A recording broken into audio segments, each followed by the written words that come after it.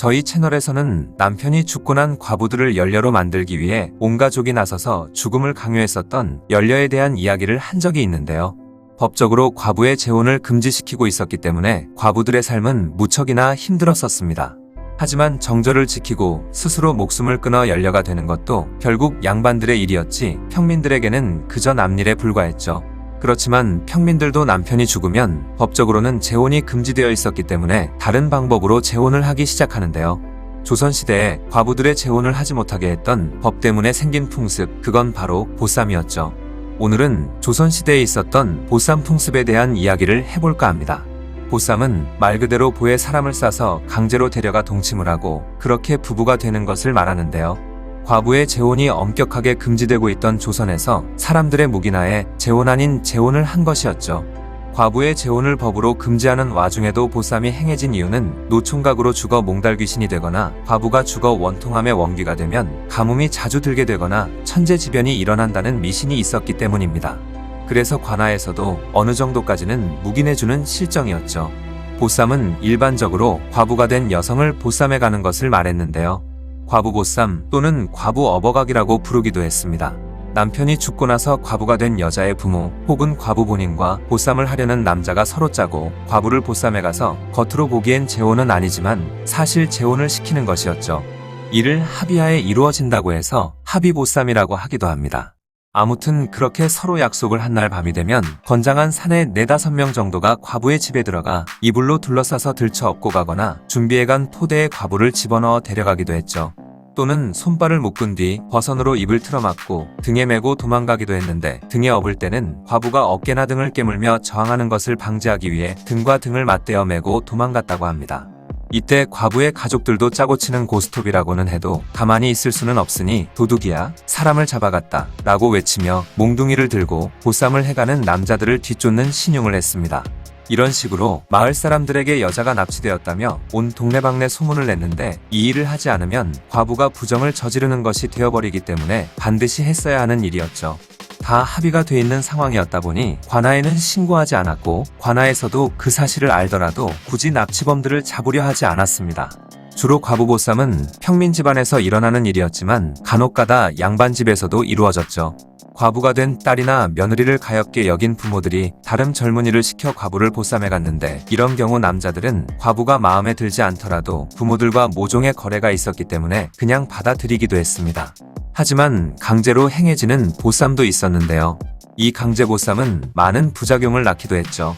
원하지도 않았는데 보쌈을 당하는 여자들은 스스로 목숨을 끊거나 아니면 보쌈당하는 여자의 가족들과 격렬한 싸움이 발생해 사람이 죽기까지 하는 등의 비극이 일어나기도 한 것입니다. 좋은 말로 보쌈이지 거의 납치나 다름없는 것 같은데요.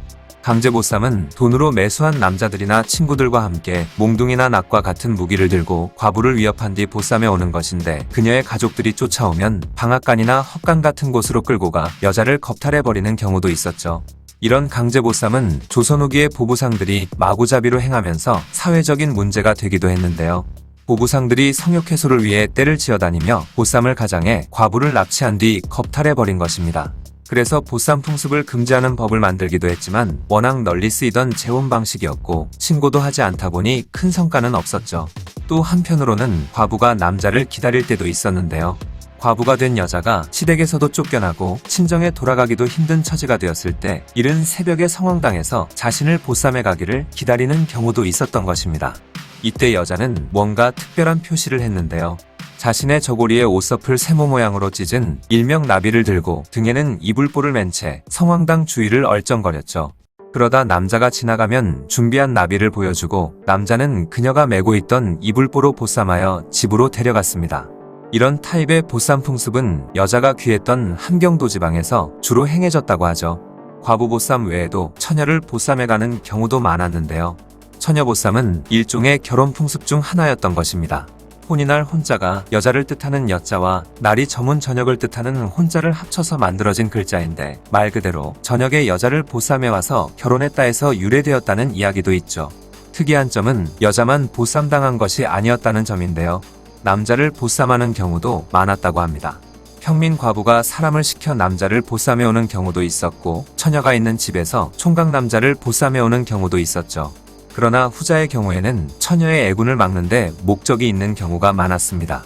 당시 양반집에서는 과부가 될 팔자를 타고났다는 점괘를 받은 딸을 위해 종들을 시켜 남자를 보쌈에 오게 해 강제로 딸과 동침을 시켰는데, 보쌈한 총각과 동침을 하면 그 여자는 한 번 결혼을 한 것과 같다고 여겼고, 훗날 진짜 사위에게 있었던 일찍 죽을 운명을 보쌈당한 총각에게 떠넘겨 버린 것이죠.